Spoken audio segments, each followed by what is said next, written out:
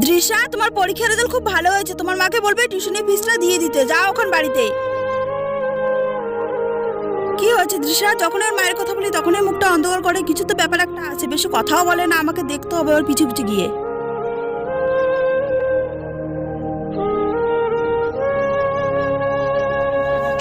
শোনা, আসো এদিকে, আসো এদিকে, আসো না।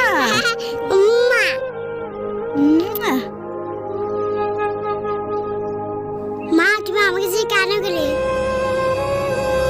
তুমি আমাকে ফেলে কোথায় গেলে মা? কেউ বুঝে না, আমার অনেক কষ্ট হয়। ফিরে আসো না মা আমার কাছে। ওর মা নেই, সেই জন্য ও এত কষ্ট পায়, ওই জন্য ও বেশি কথাও বলে না। আর আমি সবসময় মায়ের কথা বলি, আমার ভুল হয়ে গেছে। দৃশা, আমি সব দেখেছি, তোমার মা নেই বলে তুমি এত কষ্ট পাও। হ্যাঁ, তুমি কষ্ট পেও না, ভগবান সব ঠিক করে দেবে। তোমাকে আর টিউশনি ফিস দিতে হবে না। মা না থাকলে যে কতটা কষ্ট হয়, যার মা নেই সেই একমাত্র বুঝতে পারে।